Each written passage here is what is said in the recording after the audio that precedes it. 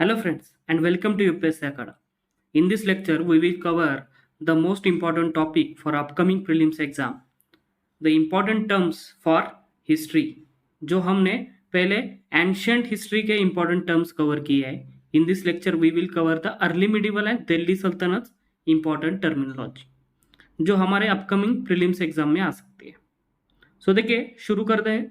First term अरघट्ट और घटी यंत्र. ठीक है, प्रीवियस यूपीएससी ने प्रीलिम्स में ये टर्म्स पूछ रखी है. इसका मीनिंग देखिए क्या है. A device to lift the water. देखिए एंशियंट टाइम में एक डिवाइस वाटर लिफ्टिंग के लिए यूज होता था. यहाँ पे उसकी इमेज दी गई. ठीक है, किस तरह से देखिए इस डिवाइस का यूज करके वहां के लोग वाटर फ्रॉम द वेल वो ऊपर लेते थे एंड एग्रीकल्चर के लिए वो वाटर यूज करते थे. ठीक है, उसको अरगट्टा और घटी यंत्र भी कहा जाता था. आगे इसे पर्शियन व्हील कहने लगे. एक इसका next version Persian wheel. Okay, then next term देखिए अग्रहार. आप सभी ने ये टर्म सुनी होगी, agrahara brahmadeya in early medieval history. ठीक है, एंड प्रीवियस यूपीएससी ने ये पूछ भी रखी है. अग्रहार यानी देखिए primarily a rent free village in the possession of Brahmanas और ब्राह्मण सेटलमेंट. देखिए बहुत सारे स्टूडेंट्स के अग्रहार एंड ब्रह्मदेय इन दो टर्म्स में कंफ्यूजन होता है. क्यों कंफ्यूजन होता है, क्या है मीनिंग देखिए. अग्रहार यानी it is a rent free village. ठीक है, in the possession of Brahmanas और ब्राह्मण सेटलमेंट. जो ब्राह्मणास है और ब्राह्मण सेटलमेंट है इनका जो विलेज है उसको as a rent free village agrahara ये टर्म यूज करते थे. एंड ब्रह्मदेय यानी क्या, generally tax free land given as a gift to Brahman. जब भी किसी ब्राह्मण और पुरोहित को tax free land as a gift दी जाती थी फ्रॉम द किंग, इसे ब्रह्मदेय कहा जाता था. नाम से पता चलता है ब्रह्मदेय. ठीक है, देन नेक्स्ट टर्म देखिए एरीपत्ती. एरीपत्ती यानी क्या, a special category of land use for maintenance of tank. ठीक है, जो विलेजेस थे विलेजेस में हर एक टैंक होता था. For the maintenance of tank जो लैंड विलेजेस में होती थी उसे एरीपत्ती कहा जाता था. It is a special category of land. और ये भी यूपीएससी ने प्रीवियसली एग्जाम में पूछ रखी है. देन देखिए नेक्स्ट डामर. ठीक है, Damara were the powerful officials in Kashmir who developed landed interest and were opposed to Brahmanas. ठीक है, डामर एक कम्युनिटी थी जो कश्मीर में उस समय थी. They were the powerful officials, वहां के लैंडलॉर्ड्स ऐसे समझिए, who developed landed interest and were opposed to Brahmanas. ठीक है, ब्राह्मणास को जिन्होंने अपोज किया था एंड उनके बीच ये कॉन्फ्लिक्ट शुरू हुआ था इन कश्मीर. ठीक है, देन देवदान. देवदान, शलभोग, घटिका एंड वेलन वगई, ये रिलेटेड चार इंपॉर्टेंट टर्म है. देवदान यानी क्या, rent free land gifted to Brahmanical temple deities. ठीक है, जो ब्राह्मणिकल टेम्पल्स थे इस टेम्पल्स को जो लैंड गिफ्ट की जाती थी from the king as a rent free land, and उससे जो रेवेन्यू आता था वो उस टेम्पल के मेंटेनेंस के लिए यूज होता था. टेम्पल का मेंटेनेंस, जो भी टेम्पल में जो पूजा वगैरह की जाती थी, देन जो टेम्पल में जो हर दिन जो भक्त आते थे उनके लिए जो खाना वगैरह रहता था, इसके लिए उस रेवेन्यू का यूज होता था. सो देवदान.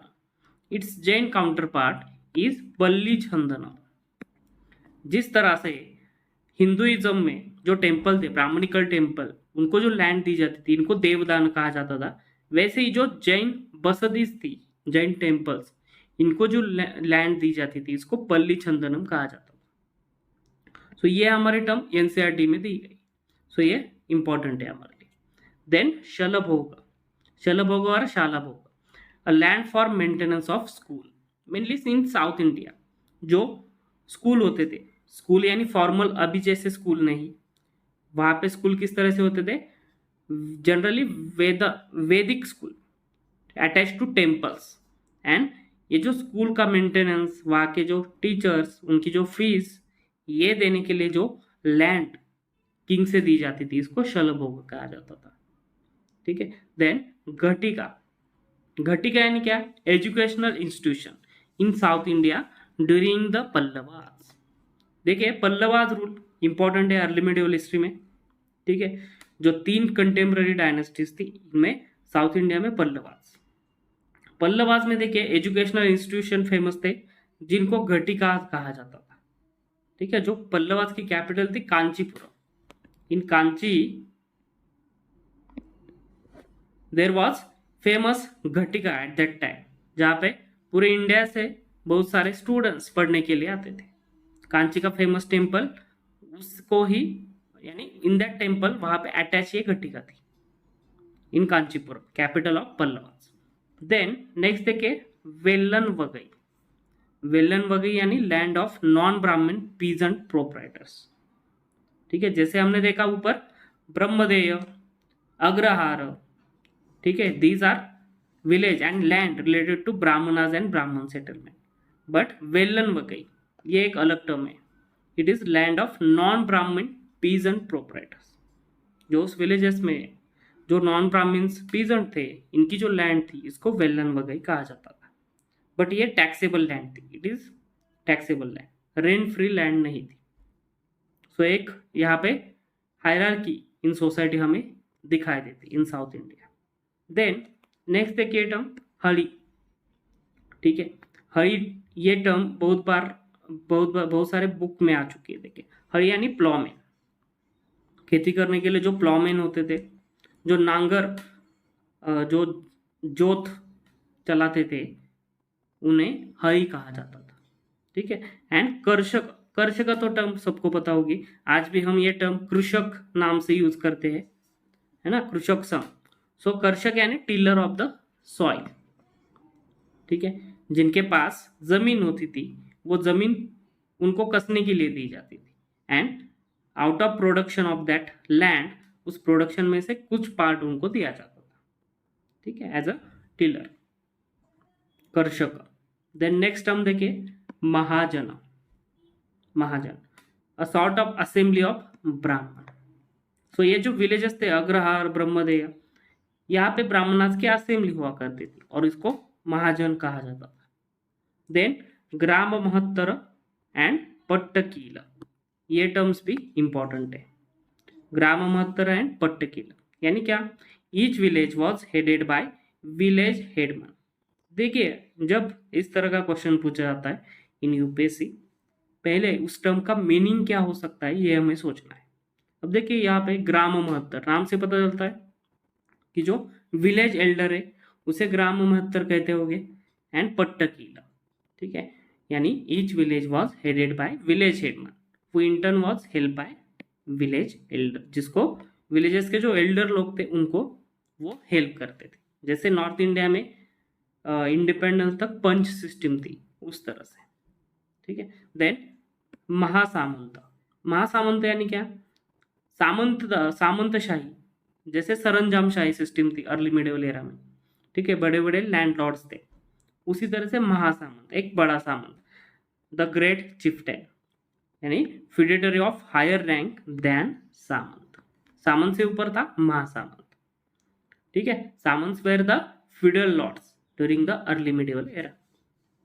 Then next देखिए परिहार, परिहार, परिहार यानी exemption from taxes and obligation, ठीक है, कि कुछ ऐसे लोग थे सोसाइटी में जिन्हें एग्जेम्पशन दिया जाता था from the taxes and obligation, यानी एक तरह से प्रिविलेजेस थे granted to donees of rent free land, जिन्हें ये रेंट फ्री लैंड दी जाती थी उन्हें एक तरह से एग्जेम्पशन दिया जाता था from the taxes and obligation to pay the taxes, और इस टर्म को परिहार कहा जाता था।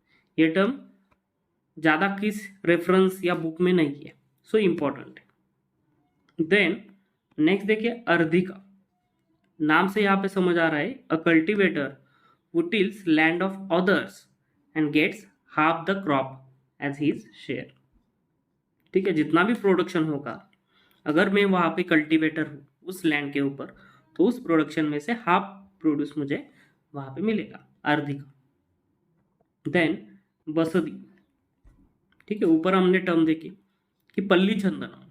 पल्ली छंदनम यानी क्या, जो लैंड जैन टेम्पल, जैन बस्ती के मेंटेनेंस के लिए दिए। सो जैन टेम्पल्स को क्या कहा जाता था, basadis, Jain monastic establishment, Jain monastic establishment, जहाँ पे जैन मॉन्क्स वगैरह रहते थे एक साथ, इसको बसती कहा जाता था। आज भी इस तरह के टर्म किस रीजनल, बहुत सारे रीजनल लैंग्वेजेस में यूज होते हैं, जैसे बस्ती, ठीक है। देन पशुपत, आप सभी को पता होगा जो भगवान शिव है इनका एक नाम पशुपति भी है। सो ये पाशुपत क्या हो सकता है, it was Shaivite sect in early medieval era. एक शैवाइट सेक्ट था जिसका नाम था पाशुपत, ठीक है। और एक शैवाइट सेक्ट था, देखिए कपालिका, ये भी इंपॉर्टेंट है, कपालिका। जैसे आपने सभी ने भगवान शिव का अघोरी रूप देखा होगा जहाँ पे वो मुंडमाला पहनते हैं, कपाल। सो इसलिए उसी तरह की वर्शिप करने वाला एक वहां पे सेक्ट था, शैवाइट सेक्ट, जिसका नाम था कपालिक। देन नेक्स्ट देखिए कनीराइट्स। क्या होते हैं ये kani rights, it was rights of possession and supervision to clan chiefs. जो हर एक क्लैन के चीफ्स होते थे, इनको जो राइट्स मिलते थे, rights of possession and supervision over their clan community, इनको कनी राइट्स कहा जाता था। क्लियर है, इंपॉर्टेंट है टर्म। नेक्स्ट देखिए जगती कोट्टली, जगती कोट्टली एंड तेलीकास, ये दो तरह की कम्युनिटीज होती थी उस समय अर्ली मिडिवल एरा में। अब इनका मीनिंग क्या है, देखिए जगती कोट्टली यानी वो वीवर्स की कम्युनिटी थी, वीवर्स की। And Teligas, Teligas were the community of oil pressers, ठीक है।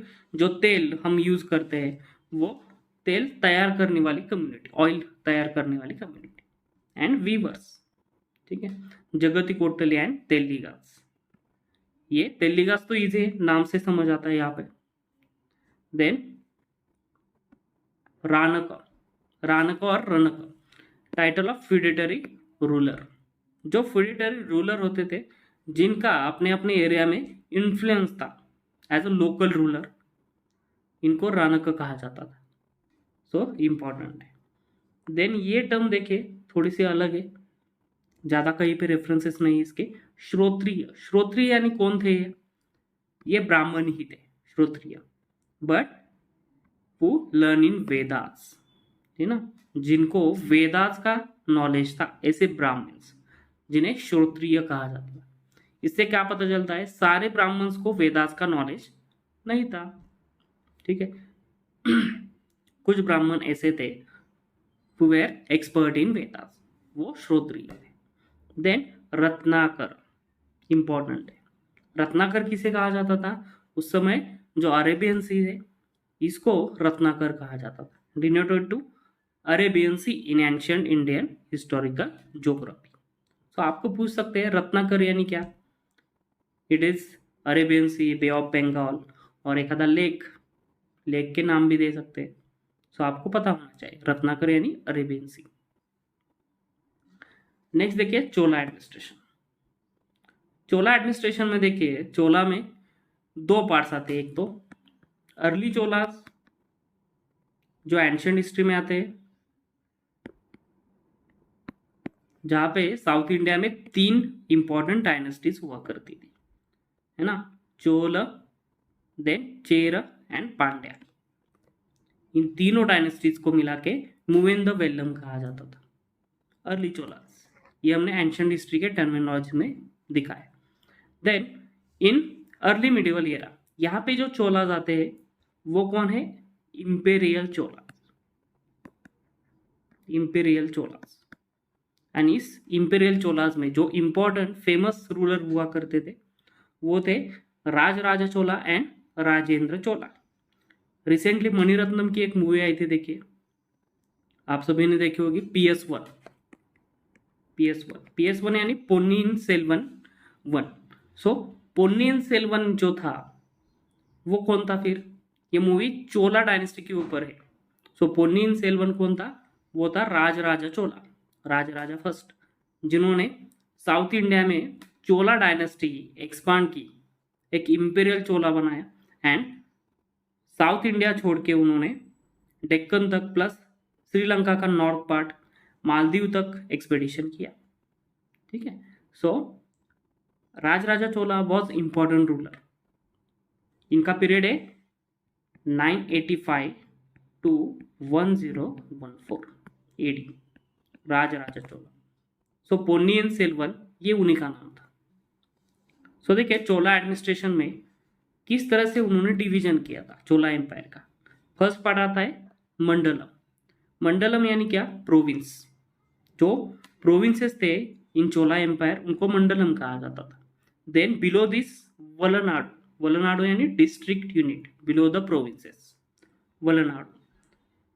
आफ्टर दैट नाडु और कुर्रम और कोट्टम, ये तीनों टर्म वहां पे यूज होती थी। यानी क्या, ग्रुप ऑफ विलेजेस। डिस्ट्रिक्ट के नीचे आज क्या होता है, ब्लॉक लेवल, तालुका लेवल।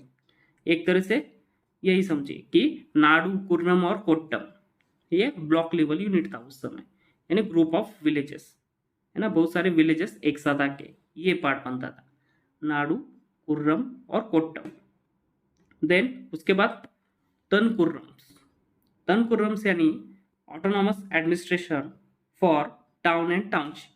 जो टाउनशिप होते थे इसके लिए जो ऑटोनॉमस एडमिनिस्ट्रेशन होता था उस समय, ठीक है, जो इंपॉर्टेंट फेमस टाउन होते थे इनको तनकुर्रम्स कहा जाता था। एंड सबसे नीचे तनियूर। तनियूर यानी a very large villages.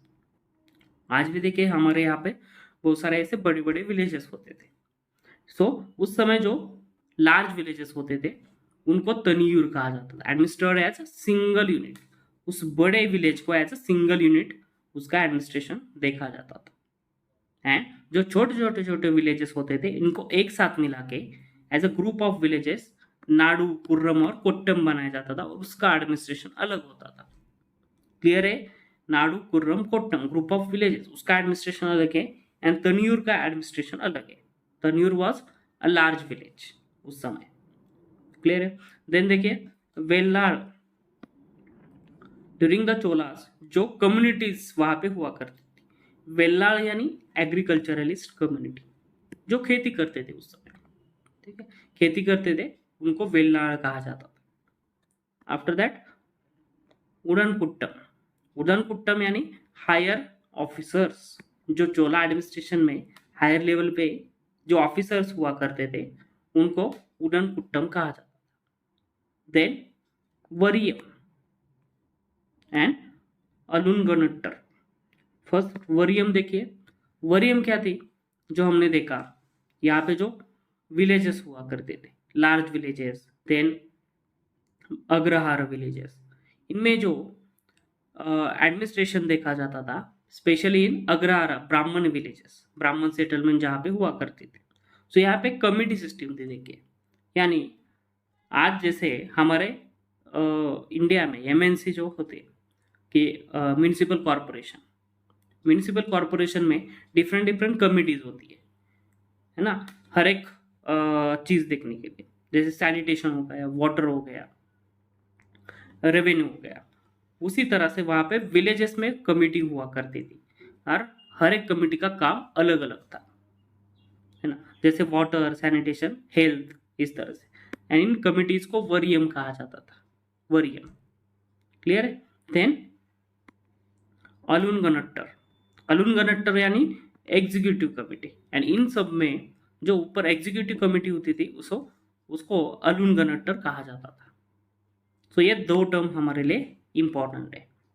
After that ये पूछ सकते हैं, देखिए उस समय जो मर्चेंट गिल्ड्स हुआ करती थी साउथ इंडिया में, है ना, बहुत सारे मर्चेंट गिल्ड्स वहां पे थी, एंड उनके नाम, टर्म्स अलग अलग थे, इनके मीनिंग आपको पता होनी चाहिए।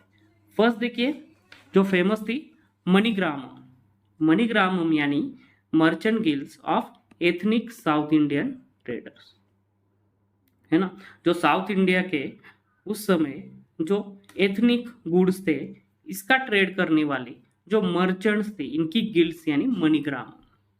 नाम से पता चलता है मनी, इस तरह से याद रखना है ना। मनी, मनी जो होता है जो नेकलेस बनाने के लिए यूज करते थे फॉर एग्जाम्पल, एंड नेकलेस क्या है, एक तरह से एथनिक गुड है। सो इसका जो ट्रेड करते थे मर्चेंट गिल्ड्स, इनको मनीग्राम कहा जाता था। जो एथनिक क्लॉथ्स थे जो उस समय बनाए जाते सिल्क के। देन नेक्स्ट हम देखिए नाना देसीज। नाना देसी, ये भी टर्म याद रखने के लिए चाहिए, है ना। नाना देसी जो मल्टीपल पार्ट्स में घूमते थे फॉर द ट्रेडिंग, वहां पे ट्रेड करते थे। सो ये ऐसे मर्चेंट गिल्ड थे हैविंग वाइड नेटवर्क, जिनका नेटवर्क वाइड था, जो डिफरेंट डिफरेंट देश में जाते थे। देश यानी साउथ इंडिया छोड़ के बाहर, आउट ऑफ इंडिया नहीं, नाना देसी। सो ऐसे मर्चेंट गिल्ड थे हैविंग वाइड नेटवर्क, जिनका नेटवर्क वाइड था, है ना। बिकॉज जो फॉरेन मर्चेंट थे वो थे अंजुवनम, फॉरेन मर्चेंट ऑर्गेनाइजेशन। अंजुवनम यानी फॉरेन मर्चेंट ऑर्गेनाइजेशन, जो मेनली फॉरेन ट्रेड में इन्वॉल्व थे। देन और एक टर्म है for the merchant guilds, volunteer. ठीक है, ये एक साथ सारी टर्म आपको पूछ सकती है यूपीएससी, एंड आपको पूछ सकती है कि ये टर्म किसके रिलेटेड है। सो आपको पता होना चाहिए वॉलंटियर, इसका भी मतलब मर्चेंट गिल्ड से है। देन अय्यावोली, ये भी टर्म फेमस है, इंपॉर्टेंट है। अय्यावोली, अय्यावोली क्या है देखिए, the 500 lords of Ayyavole. Ayyavole क्या थी, it was nothing but Aihole, capital of Chalukyas. Chalukyas की कैपिटल थी। यहाँ के जो 500 लॉर्ड्स, जो मर्चेंट्स थे बड़े बड़े, इनकी ये मर्चेंट गिल्ड थी, trading community. So merchant guild from Aihole, जिसको अय्यावोली कहा जाता था, जिसमें 500 लॉर्ड्स या बड़े मर्चेंट्स हुआ करते थे। क्लियर है। देन नगरत्तर, नगरत्तर यानी मेंबर ऑफ नागरम। ठीक है, नागरम के जो मेंबर हुआ करते थे, नगरत्तर। देन सातवाह, ये टर्म यूपीएससी ने पूछ रखी है, सातवाह और सातवाह भी इसे कहा जाता है। जो कारवान हुआ करते थे, देखिए एंशिएंट एज में, इन मिडिवल ऑल्सो, कारवान यानी फूड ग्रेन ट्रेड करने वाले कारवान। कारवान यानी group of large number of people जो एक साथ यहाँ से वहां घूमते थे फॉर द ट्रेड। जैसे उस समय दिल्ली में जो फूड ग्रेन आता था, फॉर एग्जांपल मारवा से आता था, सो मारवा से वो फूड ग्रेन कलेक्ट करते थे एंड दिल्ली तक ले जाते थे, और वहां पे बहुत सारे लोग एक साथ यहाँ से वहां ट्रैवल करते थे। इनको कारवान कहा जाता था। सो इस कारवान का जो लीडर होता था उसको सातवाह कहा जाता था, है ना। एक कहावत भी है, आपने सुनी होगी, कि कारवान आते गए और हिंदुस्तान बसता गया। यानी हिंदुस्तान सिर्फ इंडिजिनस पीपल से नहीं, बल्कि बहुत सारे कारवान यानी आउटसाइडर्स लोग इंडिया में आते गए, वो यहाँ पे सेटल हो गए, एंड इस तरह से हिंदुस्तान एक तरह से multi diverse, multi ethnic society बन गया। देन नेक्स्ट टर्म देखिए श्रेणी। श्रेणी, it is a general term for guild of traders, artisans and craftsman. यानी आर्टिसंस की अगर कम्युनिटी है तो उसको भी श्रेणी कहा जाता है। ये मेनली एंशिएंट टर्म है, श्रेणी। क्राफ्टमैन की कम्युनिटी उसको भी श्रेणी कहा जाता था, एंड ट्रेड की कम्युनिटी, ट्रेडर्स की, उसको भी श्रेणी ही कहा जाता था।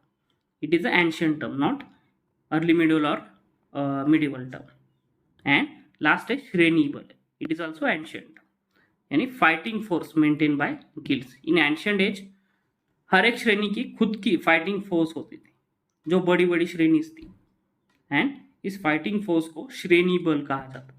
यानी एंशिएंट एज में जो ट्रेडिंग मर्चेंट कम्युनिटीज थी, गिल्ड्स थी, वो इतनी स्ट्रांग हो चुकी थी, वो खुद की करेंसी भी इशू करने लगी थी, एंड खुद के फाइटिंग फोर्स, खुद की फोर्स, सैनिक भी रखने लगी थी, और इसको श्रेणी बल कहा जाता था। सो यहाँ पर हमने सारे इंपॉर्टेंट मर्चेंट गिल्ड्स कवर किए। देखिए नेक्स्ट नट्टम। नट्टम ये जो टर्म है, इसका मीनिंग है the residential part of village, है ना। पुराने जमाने में विलेजेस के अलग अलग पार्ट्स हुआ करते थे, जैसे एग्रीकल्चर एरिया, हैबिटेशन एरिया, जहाँ पे व्यक्तियों को दफन किया जाता था आफ्टर डेथ, वो एरिया। सो ऐसे साउथ इंडिया में जो रेसिडेंशियल पार्ट होता था विलेज का, उसे नट्टम कहा जाता था। So it is important. Then next हम देखिए कुम्मन्ना छेरी। कुम्मन्ना छेरी यानी क्या, इसका मीनिंग है आर्टिसंस क्वार्टर्स। वहां पे साउथ इंडिया में जो आर्टिसंस हुआ करते थे उनके जो क्वार्टर्स हुआ करते थे उनके रहने के लिए, उसको कुम्मन्ना छेरी कहा जाता था। नेक्स्ट देखिए पराचेरी। पराचेरी यानी द आउटकास्ट हैम्पलेट, है ना, जो सोशल हायरार्की वहां पे हुआ करती थी, जो बैकवर्ड क्लास के लोग हुआ करते थे मेनली, बाद में उनको दलित कहने लगे।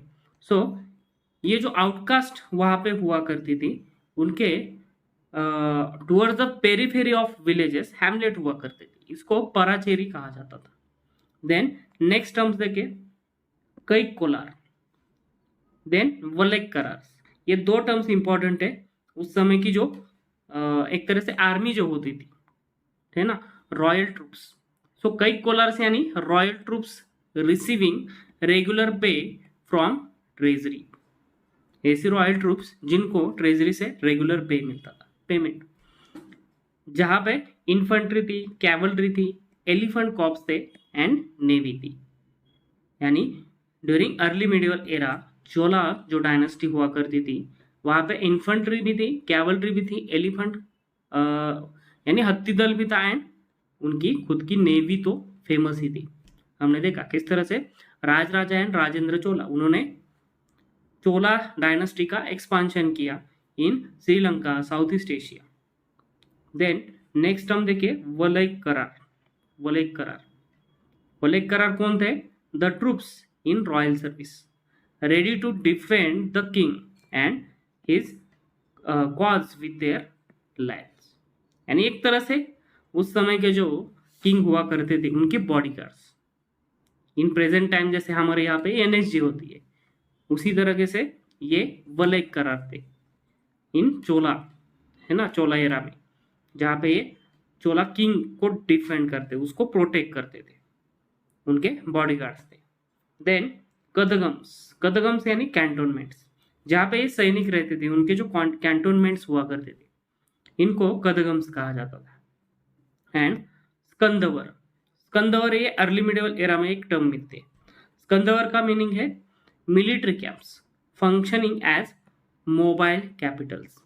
यानी ये ऐसे मिलिट्री कैंप्स थे जो एक जगह से दूसरी जगह पे अकॉर्डिंग टू नीड वहां पे सेटल हो जाते थे, मोबाइल, है ना, मोबाइल मिलिट्री कैंप्स, इनको स्कंदवर कहा जाता था। और एक टर्म मिलते हैं कटक, इसी के related. Katak was permanent military camps and skandhavar was mobile military camps. एक तरह से वहां पे उस राजा की या उसकी सेना की कैपिटल बन जाती थी, है ना, जहाँ पे राजा उसकी सेना होगी वहां से वो रूल करता था, डिसीजन लेता था, इंपॉर्टेंट। सो स्कंदवर एंड कटक ये दोनों टर्म्स हमारे लिए इंपॉर्टेंट है। नेक्स्ट देखिए और कुछ इंपॉर्टेंट टर्म्स यहाँ पे मिलते हैं अर्ली मिडिवल एरा में, जैसे उर, महासभा एंड वरियर। उर का मीनिंग देखिए जनरल असेंबली ऑफ विलेज, है ना। उर जो नॉन ब्राह्मण सेटलमेंट्स थी, विलेजेस थे, यहाँ पे जो असेंबली हुआ करती थी विलेज की, उसको उर कहा जाता था। एंड महासभा, महासभा का मीनिंग है गैदरिंग ऑफ एडल्ट मेन इन ब्राह्मण विलेजेस, मेनली इन ब्राह्मण विलेजेस, ब्राह्मण सेटलमेंट। हमने देखा अग्रहारा एंड ब्रह्मदेय, यहाँ पे जो ब्राह्मण जो विलेजेस के होते थे उनके जो एडल्ट मेन, उनकी गैदरिंग, एक असेंबली, जिसे महासभा कहा जाता था। एंड वरियर, वरियर यानी रिपोर्टर्स अपॉइंटेड बाय सभा, ये सभा जो रिपोर्टर्स अपॉइंट करती थी फॉर देयर फंक्शनिंग, उनको जो डिटेल इंफॉर्मेशन चाहिए होती थी फ्रॉम द विलेजेस, उसको वरियर कहा जाता था, जो रिपोर्टर्स हुआ करते थे। तो ये तीन टर्म इंपॉर्टेंट है। After that ghanka. घनका का मतलब है ऑयल मिल, ऑयल मिल। हमने और एक टर्म देखी थी, है ना, तेलिका, जो ऑयल मिलर्स थे, ऑयल निकालने वाले। एंड ये घनका, घनका यानी oil mill.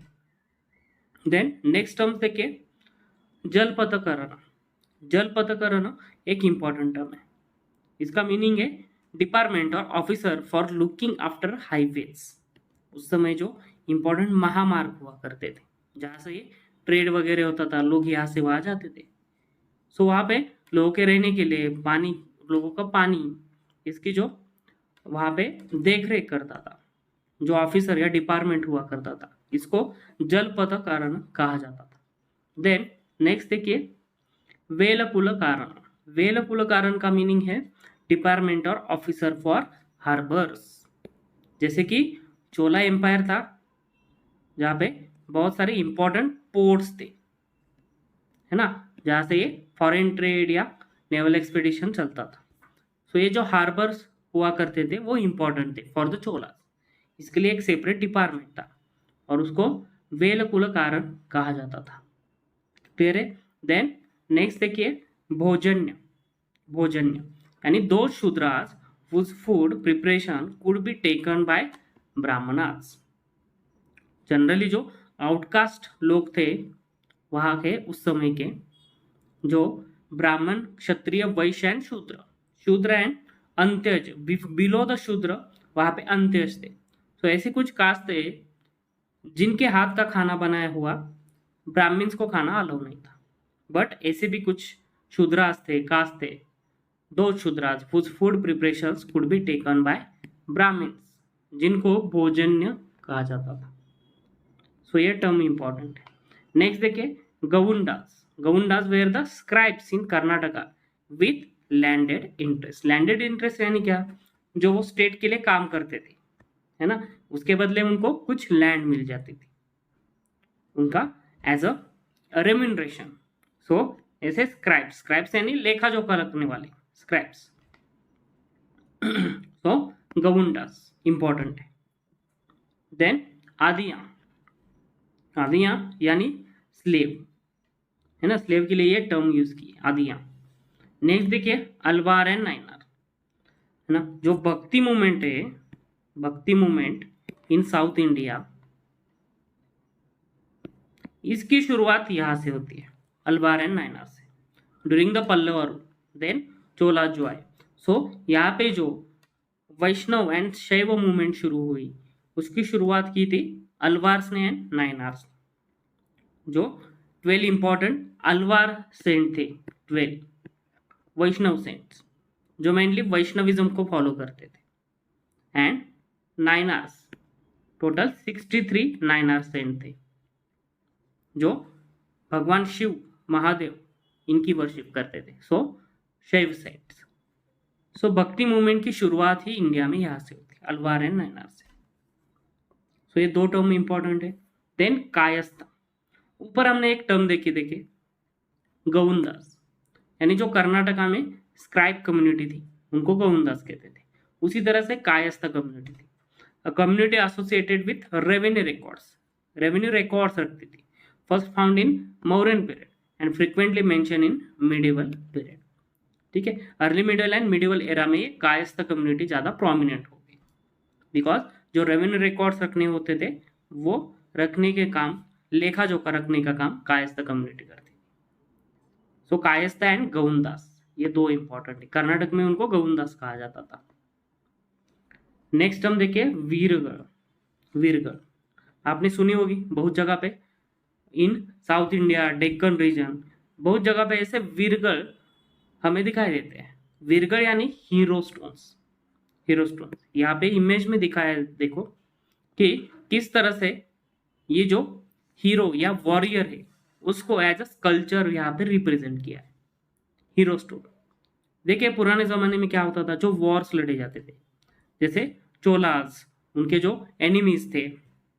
So in that war जब किसी योद्धा की डेथ हो जाती थी, so in the memory of that warrior वहां पे ये हीरो स्टोन इरेक्ट किए जाते थे। इनको वीरगढ़ कहा जाता था। नाम से हमें समझ आ रहा है वीर, वीर यानी वॉरियर, योद्धा। सो वीरगढ़ हीरो स्टोन। सो ये टर्म इंपॉर्टेंट है। नेक्स्ट देखिए भट्टारक। भट्टारक यानी जैन रिलीजियस टीचर और प्रिसेप्टर। उस समय जो जैन रिलीजियस टीचर्स हुआ करते थे उनको भट्टारक कहा जाता था। इंपॉर्टेंट है फॉर द एग्जाम। जैसे जैन मॉन्क्स है ना, तो जैन मॉन्क्स में जो रिलीजियस टीचर्स हुआ करते थे, जो कॉमन पीपल, कॉमन जैन लोग, उनको उनके रिलीजन के बारे में नॉलेज दिया करते थे, इनको भट्टारक कहा जाता था। देन भद्रदेवुल, भद्रदेवुल यानी ऑस्पिशियस टेम्पल और जगमोहन इन फ्रंट ऑफ देवुल, देवुल के सामने जो जगमोहन पाठ हुआ करता था, इसको भद्रदेवुल कहा जाता है ना। Jagmohan hall in front of sanctum, ये जो ओडिशा स्टाइल ऑफ आर्किटेक्चर है ना, Odisha style of architecture, temple architecture, जहाँ पे ये टर्म्स हमें दिखाई देती है। जगमोहन, नट मंदिर ना, ये फेमस टेम्पल है, देखिए ओडिशा का कोणार्क टेम्पल। कोणार्क टेम्पल में जो टेम्पल का आर्किटेक्चर है उसकी इमेज यहाँ पे हमने ली है। सो जगमोहन कहाँ पे है, देखिए ये जो हॉल है इन फ्रंट ऑफ सैंक्टम या गर्भगृह, ये गर्भगृह है, शिखर के नीचे जो पार्ट होता है उसको गर्भगृह कहा जाता है। So in front of that जो हॉल हुआ करता था, इसको जगमोहन कहा जाता है in Odisha style of temple architecture. Then nat mandir, नट मंदिर भी एक Odisha style of temple architecture का एक एग्जाम्पल है। नट मंदिर यानी जहाँ पे डांस या फेस्टिवल के समय जो फंक्शंस होते थे, सो डांसिंग और festive hall usually in front of Jagmohan, जैसे ये देउल या शिखर हो गया, देन उसके सामने जगमोहन था, एंड जगमोहन के सामने यहाँ पे नट मंदिर था, जहाँ पे ये फंक्शंस होते थे, डांसिंग या फेस्टिवल। और एक टेम्पल आर्किटेक्चर यहाँ पे एग्जाम्पल हमें दिखाई देता है, भोग मंदिर, भोग मंदिर है ना, जहाँ पे जनरली जो प्रसाद वगैरह मंदिर में बनाया जाता था वो यहाँ पे बना। सो ये जो आर्किटेक्चरल एग्जाम्पल्स है वो हमें Odisha style of temple architecture में दिखाई देते हैं। सो यूपीएससी हमें डायरेक्टली पूछ सकते हैं जगमोहन, नट मंदिर, भोग मंदिर ये कहाँ पे होते थे। सो it is part of Odisha style of temple architecture. ये हमने कोणार्क टेम्पल का एग्जाम्पल देखा। देन नेक्स्ट देखिए भुक्ति।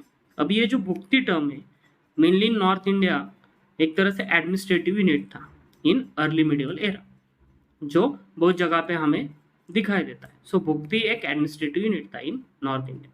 देन ये जो तीन इंपॉर्टेंट टर्म, देश, ग्रामज एंड करज, इन तीनों का मीनिंग क्या है, देखिए ये एक तरह से लैंड ग्रांट्स थी, type of land grant to ministers, kingsmen and those who rendered military services, जो स्टेट के लिए जिन्होंने मिलिट्री सर्विसेज प्रोवाइड की थी, मिलिट्री सर्विस दी थी, उनको जो लैंड ग्रांट दी जाती थी फ्रॉम द स्टेट मिनिस्टर्स को, जैसे सो इनको देश, ग्रामज या करज, ये तीन टर्म्स वहाँ पे यूज होती थी।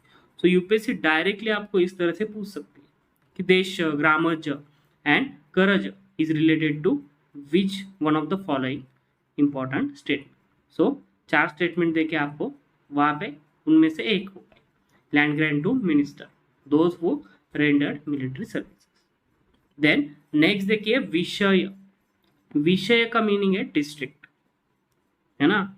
वहाँ पे जैसे हमने भुक्ति देखा एक एडमिनिस्ट्रेटिव यूनिट था, उसी तरह से फ्रॉम द गुप्ता एरा के बाद विषय जो था इन अर्ली मिडिवल एरा एक डिस्ट्रिक्ट यूनिट था, एंड विठी एक ब्लॉक लेवल यूनिट था। सो ये दोनों भी एडमिनिस्ट्रेटिव यूनिट्स थे।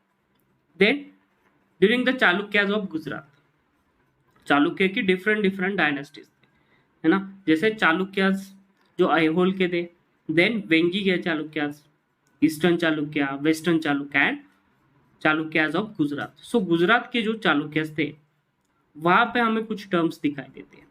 सो वो टर्म्स हमारे लिए इंपॉर्टेंट है, जैसे कारानास यानी डिपार्टमेंट्स। वहाँ पे गुजरात के चालुक्य डायनेस्टी में डिफरेंट डिपार्टमेंट्स हुआ करते थे, उनको कारानास कहा जाता था। और ये जानकारी, ये इंफॉर्मेशन हमें कहाँ से मिलती है, एक वहाँ का टेक्स्ट या बुक है जिसका नाम है लेखा पद्धति, लेखा पद्धति से ये हमें इंफॉर्मेशन मिलती है। सो ये बुक भी इंपॉर्टेंट है।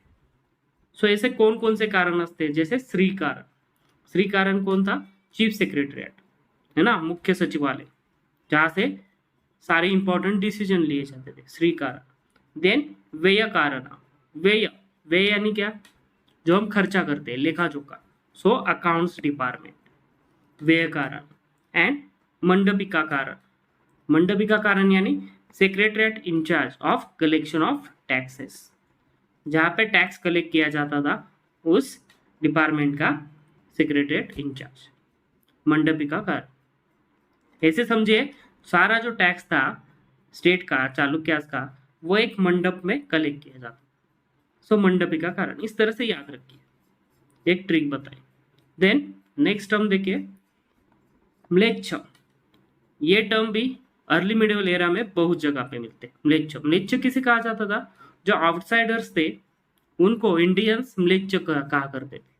जैसे अरब्स हुआ करते थे, टर्क्स थे एंड अदर फॉरेनर्स, है ना, इनको म्लेच्छ कहा जाता था. जो अर्ली मेडिवल एरा में अरब्स आए, देन उसके बाद टर्क्स आए, गजनी आया, तो इनको म्लेच्छ कहा जाता था. Then kanika and upakriti. Kanika and upakriti ये एक तरह से टैक्सेस थे, taxes on villagers townsman in return for service perform for their benefit by king और देयर ऑफिसर. यानी राजा, उसके ऑफिसर्स, उसका एडमिनिस्ट्रेशन, जो विलेजर्स एंड टाउन में रहने वाले लोग, इनको जो सर्विसेज प्रोवाइड करते थे, जैसे हेल्थ हो गया, सैनिटेशन हो गया, वाटर हो गया, उसके बदले जो टैक्स विलेजर्स या उस टाउन में रहने वाले लोग उनसे जो कलेक्ट किया जाता है टैक्स, उसको कनिक या उपकृति कहा जाता है. सो ये टर्म इंपॉर्टेंट है, कनिका एंड उपकृति थोड़ी से अलग है, सो इंपॉर्टेंट है, पूछ सकते हैं. नेक्स्ट देखिए सुनकमु और सुनक. सुनकमु है सुनक, इसका meaning custom and excise duties. उस समय जो कस्टम और एक्साइज ड्यूटीज लगाते थे, इसके लिए ये टर्म यूज होता था, सुंक और सुंकम. देन नेक्स्ट देखिए पेरुंदरम एंड सिरुंदरम. ये दोनों टर्म सिमिलर है. सो ये क्या थे? पेरुंदरम यानी higher grade officers and sirundaram यानी लोअर ग्रेड ऑफिसर्स. सो ये साउथ इंडिया में टर्म यूज होती थी for the higher grade and lower grade officer, perundaram and sirundaram. Next देखिए चंपू काव्य. It is type of poetry, चंपू काव्य, a literary form where poetry and prose were mixed. एक साथ दोनों यूज किए जाते थे, पोएट्री एंड प्रोज, जिसे चंपू काव्य कहा जाता था. तो ये अर्ली मिडिवल एरा में हमें दिखाई देते. देन एवीरी पट्टनम. एवीरी पट्टनम यानी warehouses and distribution centres. उस समय भी वहाँ पे वेयर हाउसेस हुआ करते थे बड़े बड़े, जहाँ पे जो उन्होंने फूड ग्रेन या टैक्स कलेक्ट किया in the form of good, वो स्टोर किया जाता था एंड वहाँ से वो डिस्ट्रीब्यूट किया जाता था. इनको एवीरी पट्टन कहा जाता था, warehouse and distribution center. Then Tondai Nadu. Tondai Nadu यानी northern part of Tamil Nadu. In south India उस समय, जैसे कि हमने देखा, चोला राजवट थी and before that early Cholas थे, चेर थे एंड पांड्यस थे. सो जो नॉर्दर्न पार्ट था तमिलनाडु का, इसे तोंडई नाडु कहा जाता था. सो इंपॉर्टेंट है northern part of Tamil Nadu. Next देखिए उदनकुट्टम. उदनकुट्टम यानी ऑफिसर्स एट रॉयल कोर्ट. जो रॉयल कोर्ट में ऑफिसर्स हुआ करते थे उनको उदनकुट्टम कहा जाता था. एंड जो ऑफिसर टूरिंग द कंट्री, यानी रॉयल कोर्ट से बाहर जो किंगडम है, इस किंगडम में जो ऑफिसर्स हुआ करते थे, इनको विदाई अधिकारी ऐसा नाम था. सो उदनकुट्टम एंड विदाई अधिकारी, ये टर्म्स हमें दिखाई देते. उदनकुट्टम ऑफिसर्स एट रॉयल कोर्ट, जो राजवाड़ा पैलेस में जो ऑफिसर्स हुआ करते थे, एंड विदाई अधिकारी जो ऑफिसर पूरे किंगडम में हुआ करते थे, ऑफिसर्स टूरिंग द कंट्री, उसकी जानकारी इकट्ठा करते. सो ये कुछ इंपॉर्टेंट टर्मिनोलॉजी हमने कवर की है यहाँ पे, ये ऑफ अर्ली मिडिवल ईयर. सारे टर्म्स लगभग इंपॉर्टेंट है जो हमने यहाँ पे कवर किए. देन नेक्स्ट देखते हैं दिल्ली सल्तनत. आफ्टर दैट दिल्ली सल्तनत की शुरुआत होती है ना, invasion of Mahmud of Ghazni and then Mohammad Ghori, and after the घोरी वहाँ पे दिल्ली सल्तनत की शुरुआत होती है. सो दिल्ली सल्तनत के कुछ इंपॉर्टेंट टर्म्स देखिए. फर्स्ट शाहनामा. ये एक इंपॉर्टेंट टेक्स्ट है जो हमें 10th सेंचुरी में दिखाई देता है. 10th century poetic work written by Firdausi in Persian language. Firdausi एक फेमस वहाँ का पोएट था.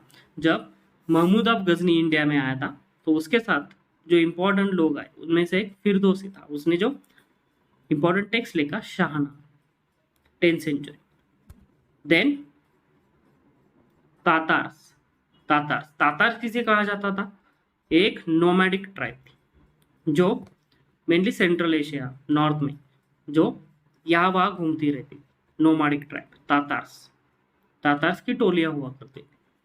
देन तुर्कानी चहलगानी बंदगान शमसी इल्तुतमिश के समय एक इम्पोर्टेंट ग्रुप था जिन्हें कॉप्स ऑफ 40 कहा जाता था. The 40 Turkish slaves. ठीक है, इनको तुर्कानी चहलगानी कहा जाता था. तुर्कानी चहलगानी, चहल यानी 40 लोगों का ग्रुप जो बंदगान थे यानी स्लेव्स थे शमसी यानी इल्तुतमिश के समय. So the 40 Turkish slave officer of Iltutmish. After the Iltutmish ये एक स्ट्रॉन्ग ग्रुप बना यानी रूलर कौन होगा वो भी ये डिसाइड करने लगे, है ना. रजिया सुल्ताना को इन्होंने ही अपोज किया था, तुर्कानी चहलगानी ने. देन दो इंपॉर्टेंट टर्म्स हमें दिखाई देती है, सिजदा एंड पाइपोस, जो बलबन ने इंट्रोड्यूस की थी, है ना. बलबन, सिजदा यानी क्या? प्रोस्ट्रेशन. एंड पाइपोस यानी किसिंग द सुल्तान्स फीट, यानी sultan is superior than all other nobles. ये दिखाने के लिए उसने ये ट्रेडिशन शुरू की. सिजदा यानी सुल्तान के सामने झुकना एंड पाइपोस यानी किसिंग द सुल्तान्स फीट, सुल्तान के पाँव छूना. So Balban introduce it to prove his superiority over the nobles, है ना. किंगशिप थ्योरी ऑफ बलबन, ये इसी का पार्ट है. देन नेक्स्ट कुछ इंपॉर्टेंट टर्म देखिए, चेहरा एंड दाग. चेहरा एंड दाग ये जो सिस्टम थी ये अलाउद्दीन खिलजी ने इंट्रोड्यूस की थी. एके अलाउद्दीन खिलजी. चेहरा यानी क्या? Detailed description of each soldier. वहां पे क्या होता था देखिए, जैसे आज करप्शन चलता है उस समय में भी ये करप्शन वहां पे हुआ करता था. जैसे जो सोल्जर्स वहां पे एनरोल किए जाते थे, है ना, एक्चुअल सोल्जर्स कम होते थे, सुल्तान को ज्यादा दिखाए जाते थे वहां पे ज्यादा सैलरी लेने के लिए, ज्यादा पैसे लेने के लिए. सो ये रोकने के लिए सुल्तान ने क्या किया? चेहरा सिस्टम शुरू की. सो detailed description of each soldier, ताकि एक्चुअल नंबर कितना है सोल्जर का वो समझ सके. एंड दाग सिस्टम, ब्रांडिंग ऑफ हॉर्स, यानी इसमें भी करप्शन होता था. वहां पे क्वालिटी ऑफ हॉर्सेस, है ना, डिफरेंट क्वालिटी के हॉर्सेस हुआ कर. जैसे अरबी घोड़ा ये महंगा था बिकॉज उसका ब्रीड अच्छा था. सो उस समय के सरदार या जो एडमिनिस्ट्रेशन के लोग वो क्या करते थे कि अच्छे क्वालिटी के जो हॉर्सेस सल्तनत इंपोर्ट करती थी इनको बाहर रखती थी एंड कम क्वालिटी के वहाँ पे एनरोल करती थी एंड वो बाहर ही भेज देते थे. सो ये रोकने के लिए सुल्तान ने क्या किया? ब्रांडिंग ऑफ हॉर्सेस, जो सल्तनत के हॉर्सेस है उनका ब्रांडिंग करना, जिसे दाग सिस्टम कहा गया. सो चेहरा एंड दाग introduce by AK Alauddin Khilji. सो ये दोनों जो हमने ट्रेडिशंस देखे या सिस्टम्स देखे इंपॉर्टेंट है, चेहरा दाग एंड सिजदा एंड पाइपोस. देन दिल्ली सल्तनत में जो सेंट्रल डिपार्टमेंट्स हुआ करते थे, सेंट्रल डिपार्टमेंट्स, उनमें देखिए फर्स्ट दीवानी रिसालत. दीवानी रिसालत क्या था? Department of appeals. Department of appeals जो लोअर ग्रेड से अपर ग्रेड तक अपील किया जाता था. सबसे ऊपर था दीवानी रिसालत एंड अबव दैट सीधा sultan. So department of appeals. Then foreign and religious affairs. दीवानी रिसालत के पास फॉरेन अफेयर्स भी था एंड रिलीजियस अफेयर्स के भी काम थे. रिलीजियस अफेयर्स, और ये किसने शुरू किया था? कुतुबुद्दीन ऐबक ने. कुतुबुद्दीन ऐबक. देन दीवानी अर्ज एक इंपॉर्टेंट डिपार्टमेंट था ड्यूरिंग द दिल्ली सल्तनत. इसका मीनिंग है डिपार्टमेंट ऑफ मिलिट्री डिपार्टमेंट. और ये किसने शुरू किया था? बलबन ने. देखिए बलबन एक इंपॉर्टेंट सुल्तान था जिसने दिल्ली सल्तनत के एडमिनिस्ट्रेशन में बहुत सारे चेंजेस की. सो दीवानी अर्ज introduce by Balban.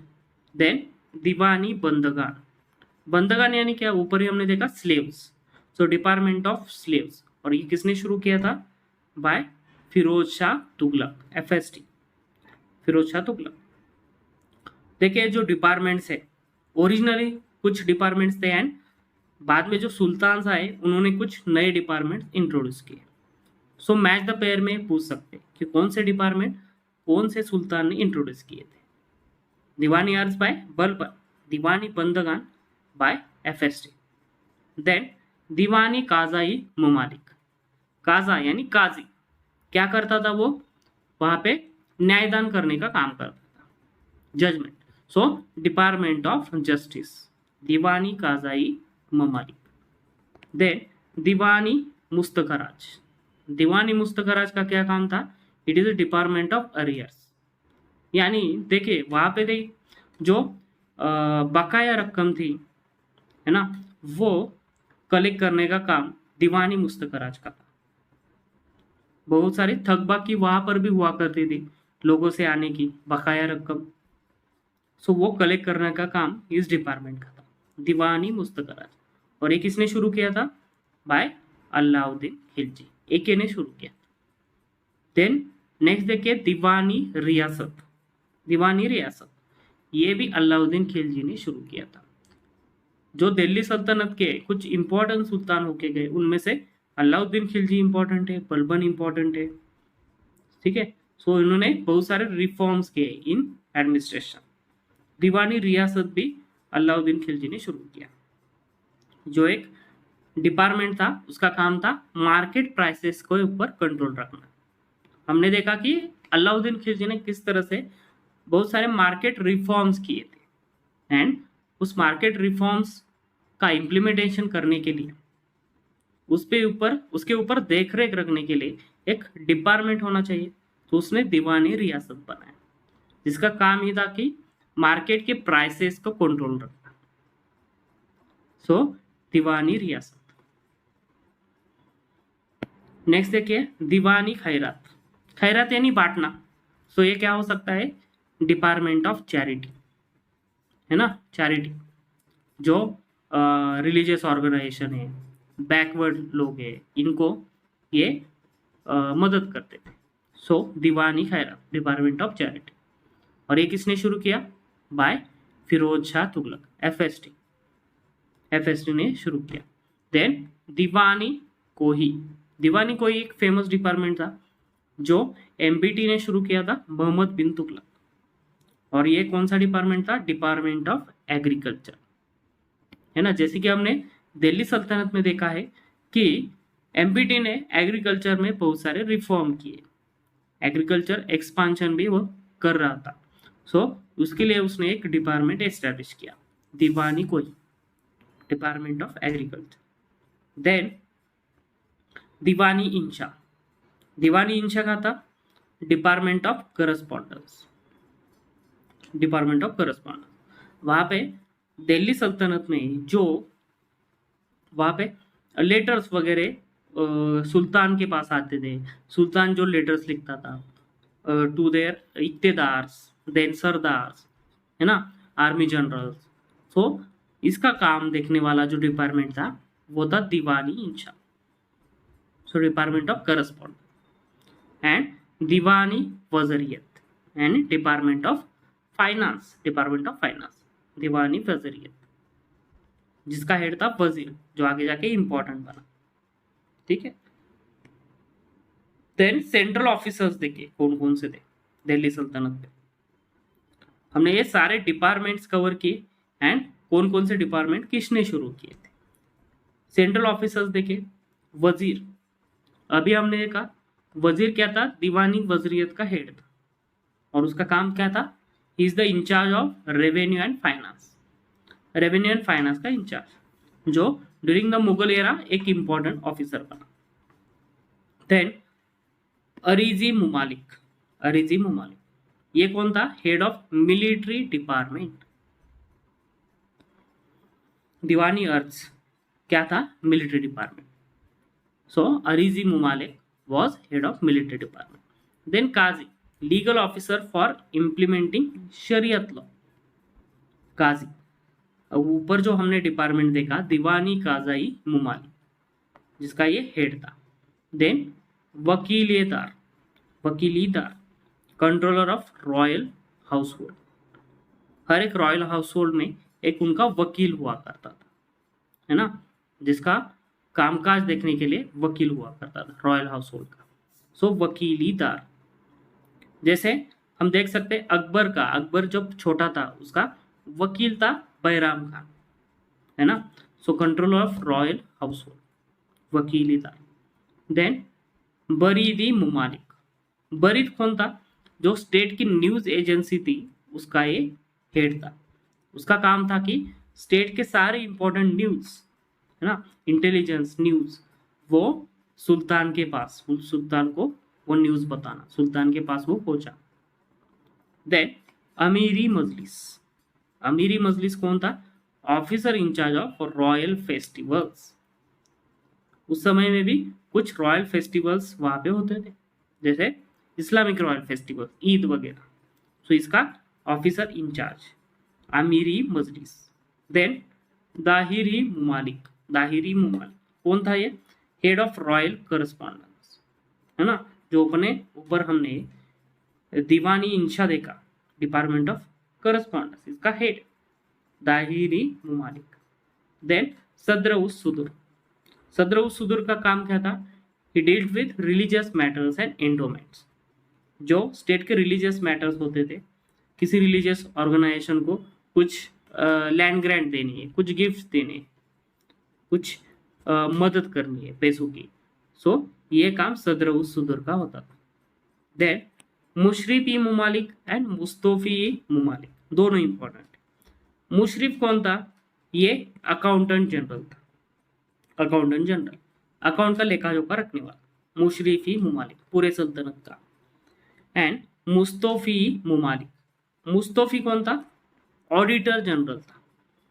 Auditor general responsible for state expenditure.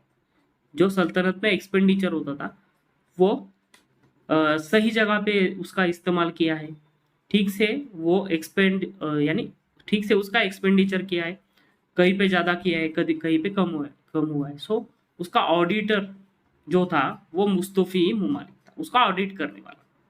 जैसे आज कैग होता है ना, पॉलिटी में आपने पढ़ा होगा, जैसे इंडिया का कैग होता है उस तरह से वहां पे ये सल्तनत का कैग था, Mustaufi Mumalik, auditor general. Then Amiri Hajib. Amiri Hajib कौन था?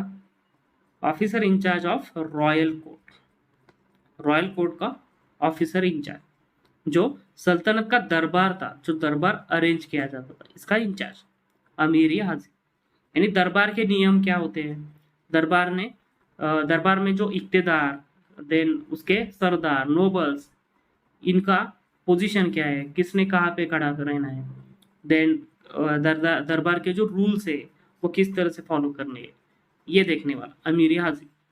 Then qazi mumalik, it was the chief justice. Qazi mumalik chief justice, पूरे सल्तनत का चीफ जस्टिस, यानी उसके ऊपर था सुल्तान. क्लियर है. देन अमीरी अकूर. अमीरी अकूर कौन था? Officer commanding royal horses. जो पूरे सल्तनत के रॉयल हॉर्सेस थे इनका कामकाज देखने वाला amiri akur, officer commanding royal horses. Next देखिए अमीरी बहर. अमीरी बहर कौन था? Officer in charge of police and transport naval port, है ना. जो नेवल पोर्ट हुआ करते थे, पुलिस डिपार्टमेंट, इसका officer incharge. Then wakiya nafis, important term है ना, बहुत बार सल्तनत समय में ये टर्म हमें दिखाई देते. वाकिया नफीस कौन थे? वाकिया नफीस वॉज न्यूज रिपोर्टर्स, है ना, ये न्यूज रिपोर्टर्स थे वाकिया नफीस. देन नेक्स्ट टर्म देखिए शोहनाई मंडी. शोहनाई मंडी, जैसे कि हमने ऊपर पढ़ा, अलाउद्दीन खिलजी ने मार्केट रिफॉर्म्स किए थे. इन दैट मार्केट रिफॉर्म्स उसने मार्केट सुपरिटेंडेंट वहां पे अपॉइंट किया था, जिसे शोहनाई मंडी कहा जाता था. उसका काम क्या था? उस मार्केट के ऊपर देख रेख रखना. सो शहनाई मंडी कौन था? Market superintendent during the Alauddin Khilji reign. So he received daily reports of market. शहनाई मंडी के सिवाय और दो इंपॉर्टेंट उसके सोर्सेस थे जिससे उसको ये सारी जानकारी इंफॉर्मेशन मिलती. कौन थे? बरीद. बरीद यानी इंटेलिजेंट ऑफिसर जो मार्केट से इंपॉर्टेंट इंफॉर्मेशन कलेक्ट करके सुल्तान को देता था. Intelligence. And munhiyans. Munhiyans were the secret spies. यानी आम लोगों को, शहनाई मंडी को ये पता नहीं होता था कि ये स्पाइस है जो उनके ऊपर देख रहे थे. सो मुनहियान्स. सो अलाउद्दीन खिलजी किसी भी एक व्यक्ति के ऊपर डिपेंड नहीं रहता था. शहनाई मंडी के ऊपर फॉर एग्जाम्पल. उसके अलावा उसने बरीज भी अपॉइंट किए थे एंड मुनहियान्स भी अपॉइंट किए थे. बरीज कौन थे?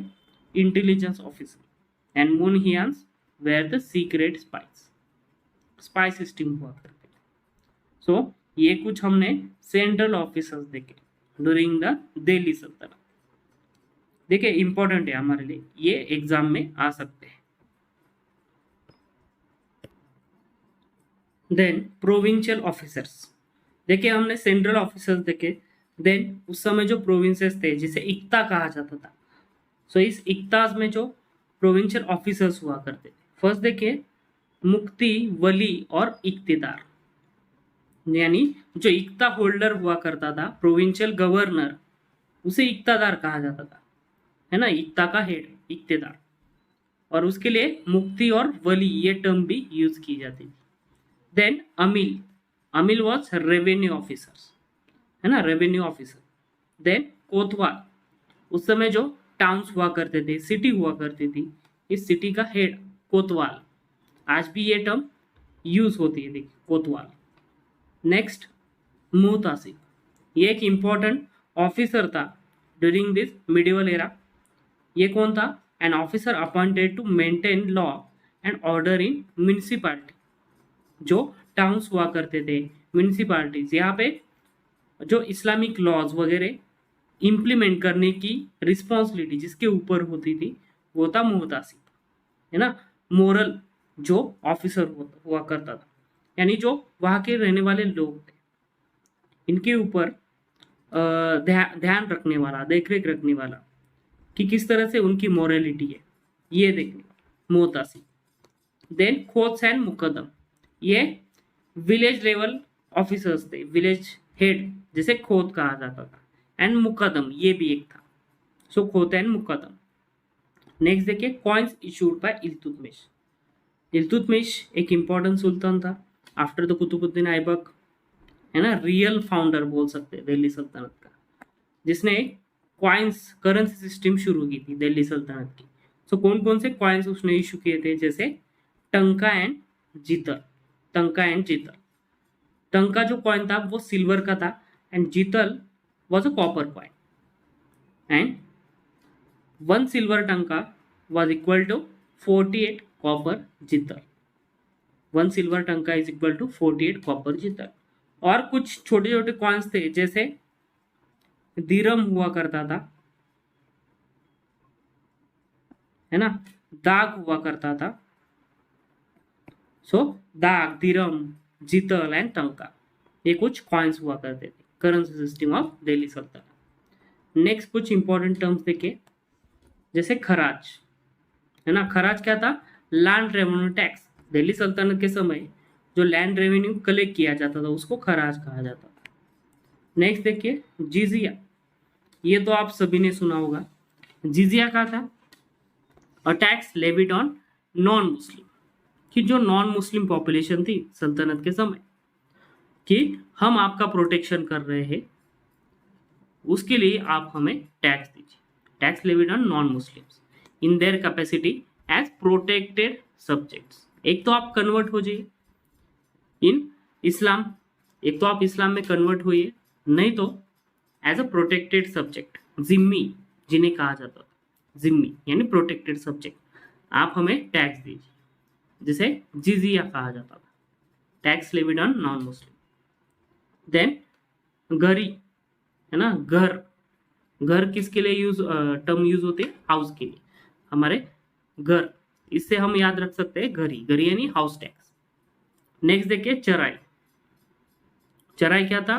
कैटल टैक्स, बिकॉज कैटल चराई करते, सो चराई cattle tax levied on grazing, है ना। जो फार्मर्स थे जिसके पास कैटल्स हुआ करते थे, सो उनको भी ये टैक्स देना पड़ता था, चराई टैक्स ऑन ग्रेजिंग। नेक्स्ट देखिए खम्स। खम्स क्या था? इट इज अ बूटी कैप्चर्ड इन वॉर। वॉर के समय जो सोल्जर्स हुआ करते थे दिल्ली सल्तनत के, एनिमी स्टेट से जो बूटी कैप्चर करते थे यानी लूट एंड प्लंडर करते थे, इनमें से कुछ पार्ट वो खुद के पास रखते थे एंड रिमेनिंग पार्ट सल्तनत के पास वो भेज देते थे दिल्ली सल्तनत में। इसे खम्स कहा जाता था, यानी पार्ट ऑफ बूटी कैप्चर्ड इन वॉर, है ना, जो सुल्तान को मिलता, खम्स। नेक्स्ट देखिए फवाजिल। फवाजिल क्या था? It is access amount of surplus of revenue appropriated from ICTA after paying salary of ICTA holder and meeting expenditure of troops.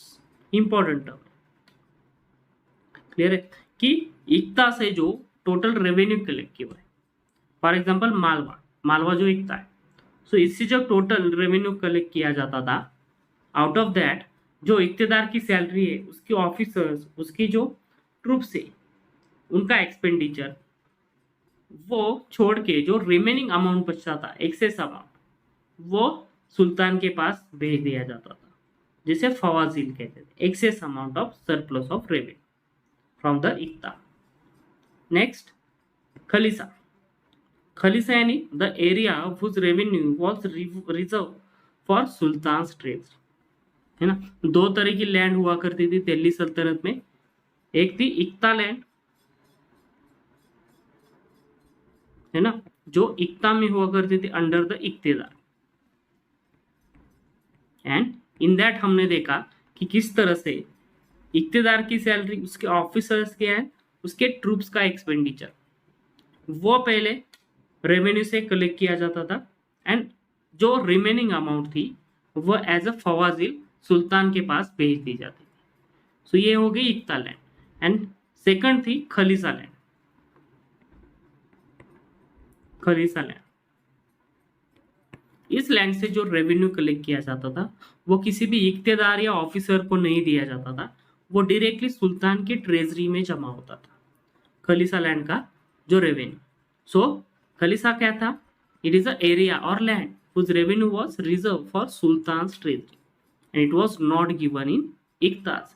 Generally Delhi के नजदीक का जो एरिया हुआ करता था, गंगेटिक दोआब, सो वहां पे खलीसा लैंड हुआ करती, जहां से रेवेन्यू कलेक्ट किया जाता था सीधा सुल्तान के ट्रेजरी में, वहां पे जमा किया जाता था। नेक्स्ट है सोंदर।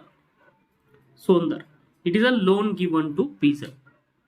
मोहम्मद बिन तुगलक के समय उसने कुछ लोन्स शुरू किए थे पीजन्स को देना, किसके लिए? For the agricultural expansion. So sondhar, and second था तकावी। तकावी क्या था? Advance of money for sowing और एक्सटेंडिंग कल्टीवेशन, है ना, तकावी कर्ज। ये भी एक तरह से लोन था, बट ये एडवांस था, advance of money before the sowing और फॉर एक्सटेंडिंग कल्टीवेशन। सो ये दो टाइप के लोन थे during the Delhi Saltanat for agricultural peasants, sondhar and taqavi. Next देखिए बिस्वा। बिस्वा क्या था? Common measure of area in northern India, it is equivalent to 1/20 of bigha. Bigha 1/20 of bigha जो पार्ट हुआ करता था लैंड का, उसको बिस्वा कहा जाता था, क्लियर है। देन नेक्स्ट देखिए महासत। महासत यानी मेजरमेंट ऑफ लैंड, जो लैंड मेजरमेंट के लिए टर्म यूज होती थी, महासत। नेक्स्ट जरीब। जरीब अ मेजरमेंट, लैंड मेजरमेंट और सर्वे, जो लैंड मेजरमेंट किया जाता था, लैंड सर्वे किया जाता था, इसको जरीब कहा जाता था।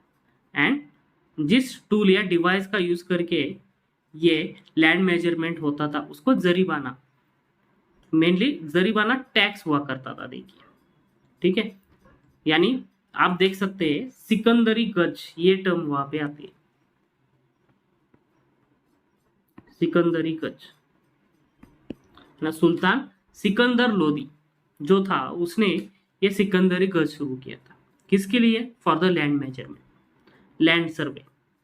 एंड फॉर दैट जो ऑफिसर लैंड मेजरमेंट करते थे, है ना, उनको सैलरी देने के लिए एक टैक्स कलेक्ट किया जाता था जिसका नाम था जरीबाना।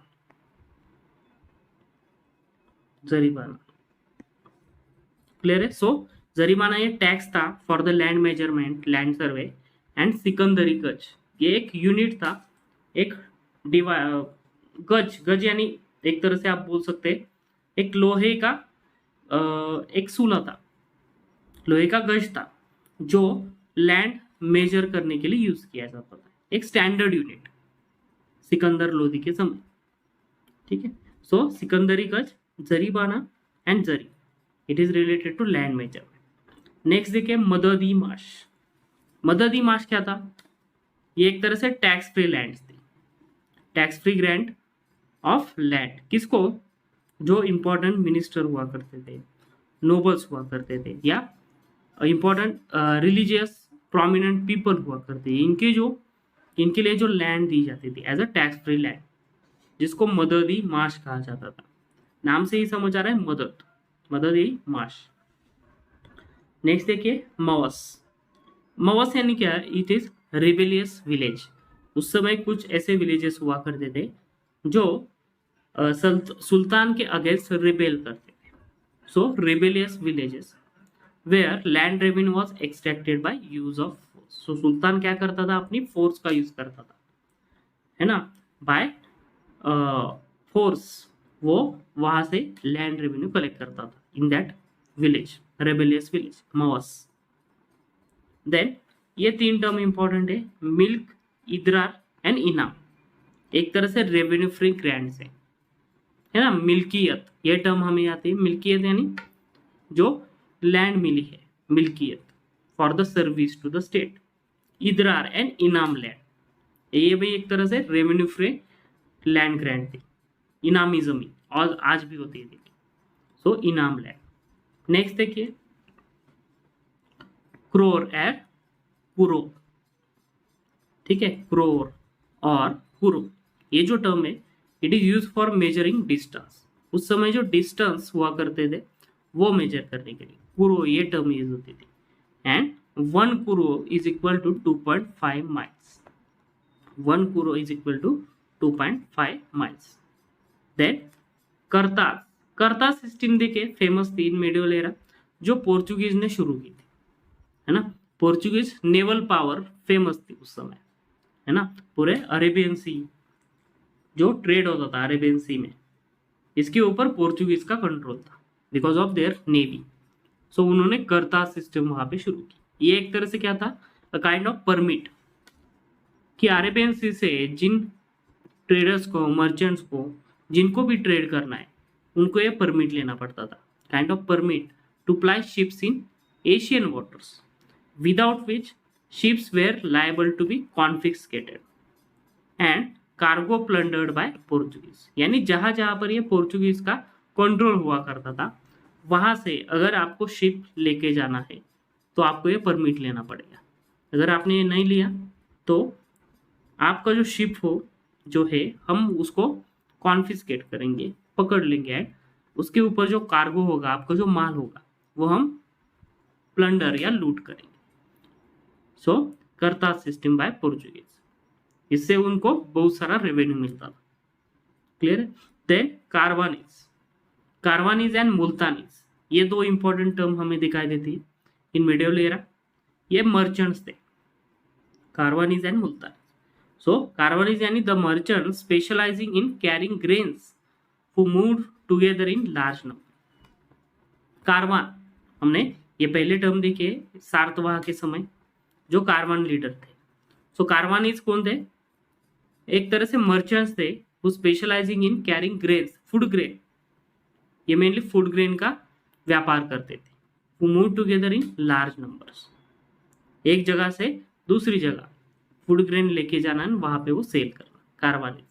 एंड सेकंड थे मुल्तानीज, जो दिल्ली सल्तनत का कंटेम्प्रेरी इंपॉर्टेंट राइटर है, स्कॉलर है, बर्नी। सो बर्नी क्या कहता है, Barni says that long distance trade was in the hands of these merchants. Multanis, नाम से ही पता चलता है मुल्तान से थे। सो ये लॉन्ग डिस्टेंस ट्रेड में इन्वॉल्व थे मुल्तानीज। So कारवानीज and मुल्तानीज। नेक्स्ट कलेगार, है ना, आपने सुना होगा कि कलई दी जाती है जो बर्तन होते हैं।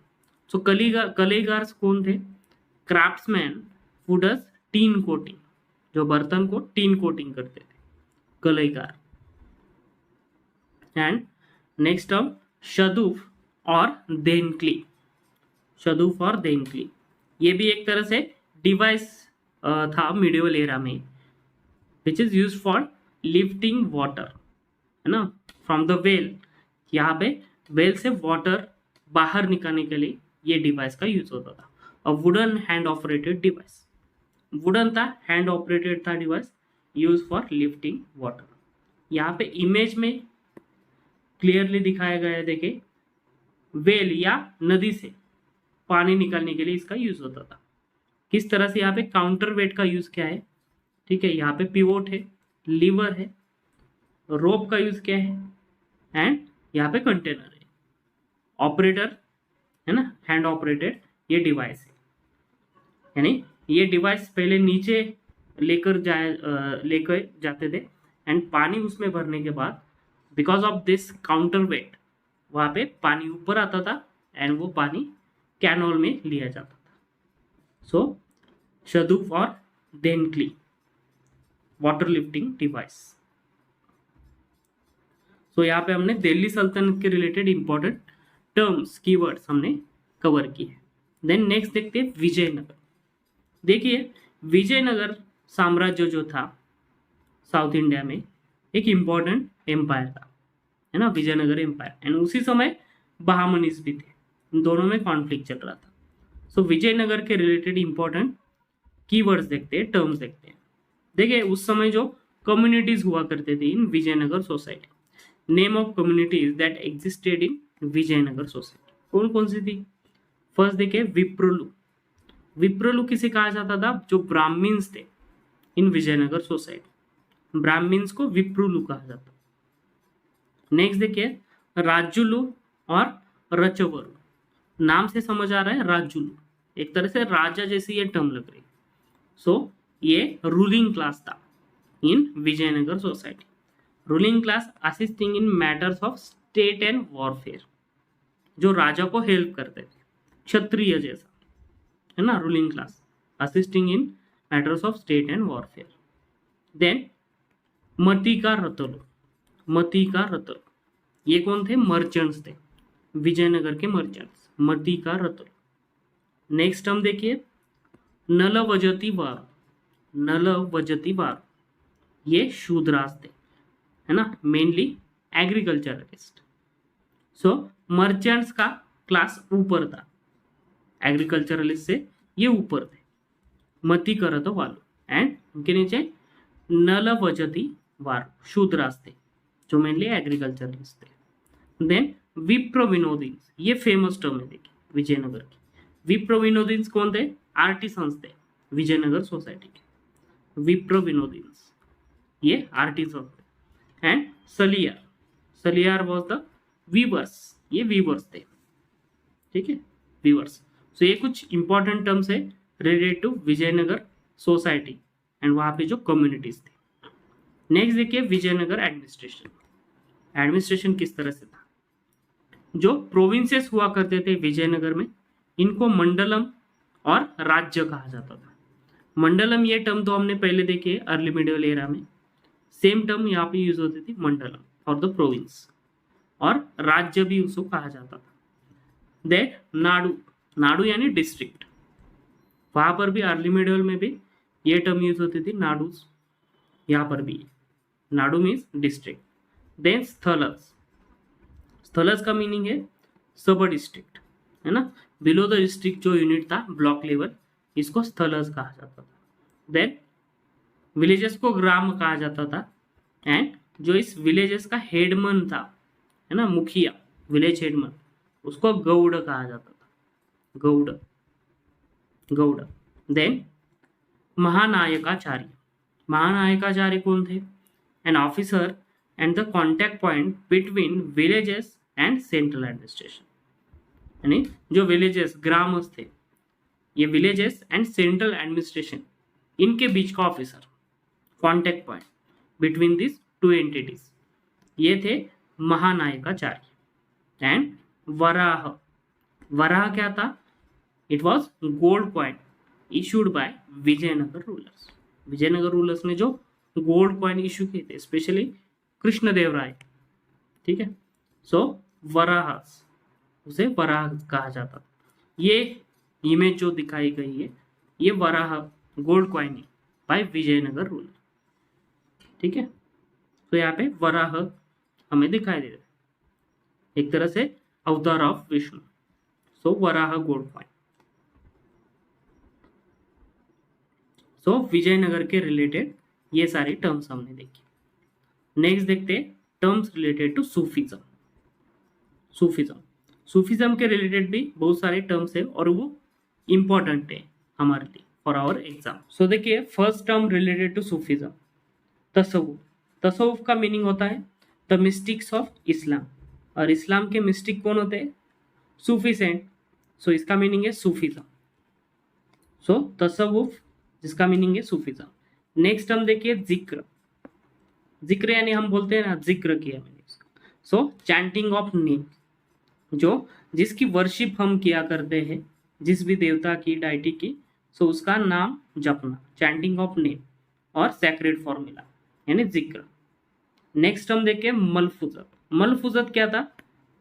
ये टेक्स्ट थे रिलेटेड टू सूफीज्म। सूफीज्म के रिलेटेड कुछ टेक्स्ट, जिसमें कंपाइलेशन होता था, compilation of sayings of Sufi saint. जो सूफी सेंट के प्रवचन वगैरह होते थे, उनके सेइंग्स, इसका कंपाइलेशन मलफूजत है ना। नेक्स्ट देखिए मसनवी और मतनवी। मसनवी क्या थी?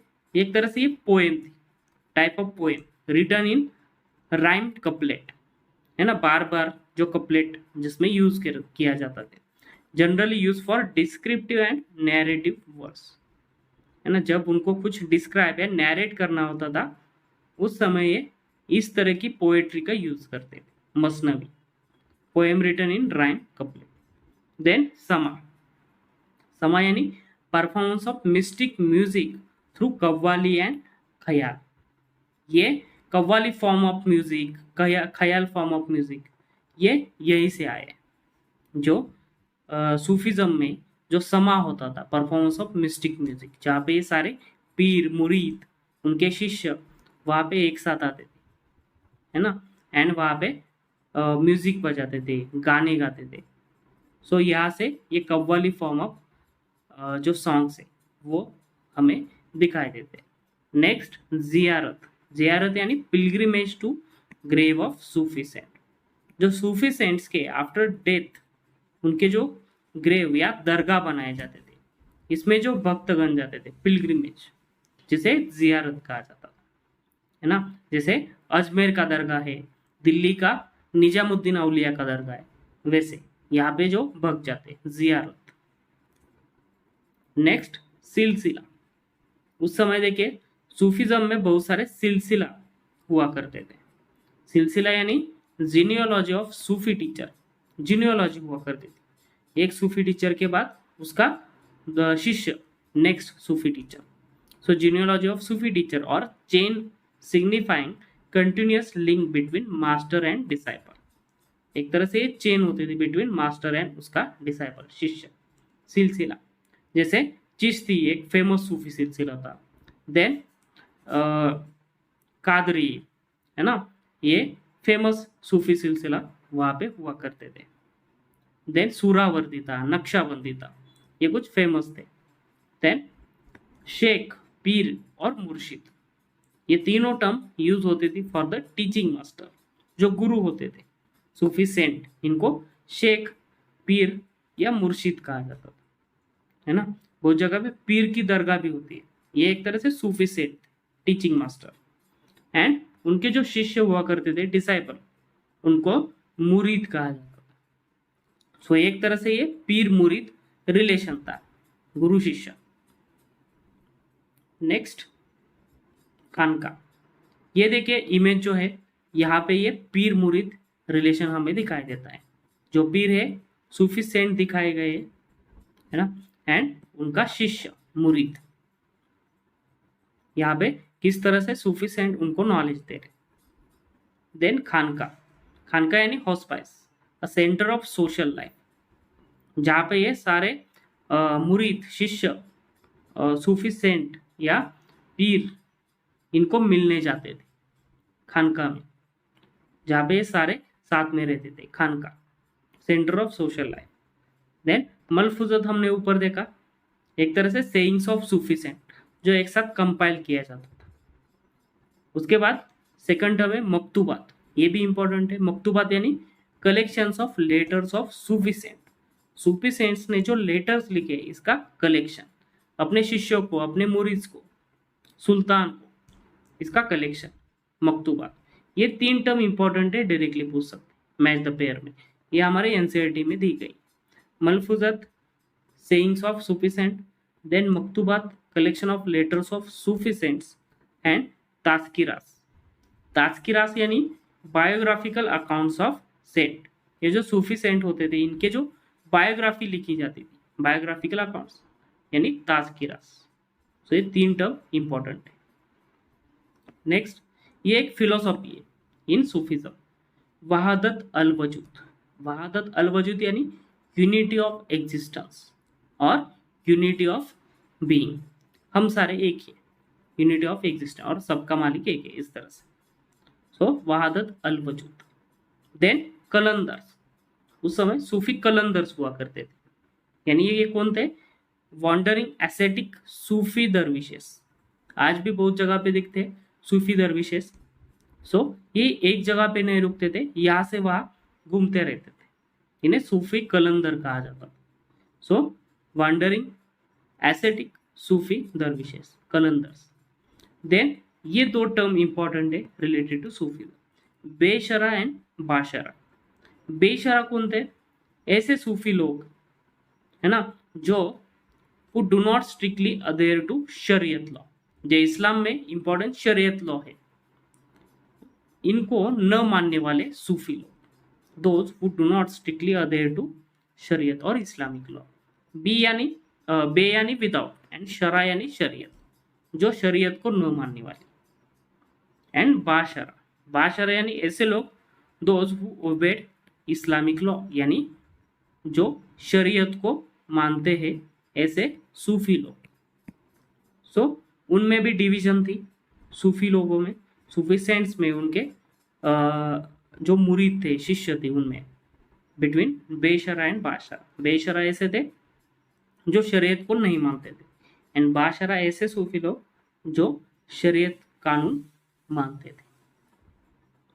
ठीक है। सो इस तरह से आज हमने ये दिल्ली सल्तनत के रिलेटेड इंपॉर्टेंट टर्म्स देखे, अर्ली मिडिवल के टर्म्स देखे, देन विजयनगर सूफीज्म के रिलेटेड भी टर्म देखे।